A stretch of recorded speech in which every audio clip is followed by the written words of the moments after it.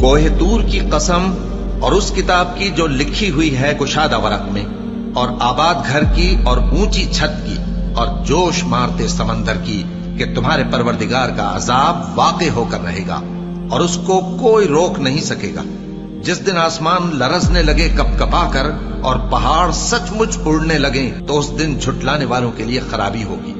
جو بیکار باتوں میں پڑے کھیل رہے ہیں۔ جس دن ان کو آتش جہنم کی طرف دھکیل دھکیل کر لے جائیں گے اور کہا جائے گا یہی وہ جہنم ہے جس کو تم جھوٹ سمجھتے تھے۔ تو کیا یہ جادو ہے یا تم کو نظر ہی نہیں آتا؟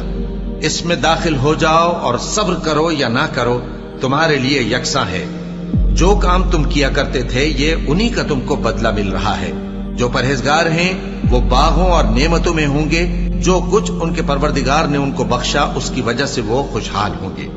اور ان کے پروردگار نے ان کو دوزخ کے عذاب سے بچا لیا۔ کہا جائے گا کہ اپنے اعمال کے صلے میں مزے سے کھاؤ اور پیو، تختوں پر جو برابر برابر بچھے ہوئے ہیں تکیے لگائے ہوئے ہوں گے، اور بڑی بڑی آنکھوں والی حوروں کو ہم ان کی بیویاں بنا دیں گے، اور جو لوگ ایمان لائے اور ان کی اولاد بھی راہ ایمان میں ان کے پیچھے چلی، ہم ان کی اولاد کو بھی ان کے درجے تک پہنچا دیں گے اور ان کے اعمال میں سے کچھ کم نہ کریں گے۔ ہر شخص اپنے اعمال میں پھنسا ہوا ہے، اور جس طرح کے میوے اور گوشت کو ان کا جی چاہے گا ہم ان کو عطا کریں گے۔ وہاں وہ جام شراب کی چھینا جھپٹی کریں گے جس کے پینے سے نہ کوئی لغو بات ہوگی اور نہ کوئی گناہ کا کام۔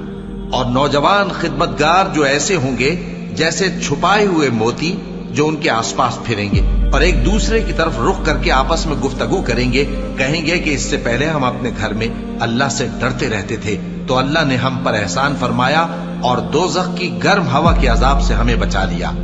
اس سے پہلے ہم اسے پکارا کرتے تھے، بے شک وہ احسان کرنے والا ہے، مہربان ہے۔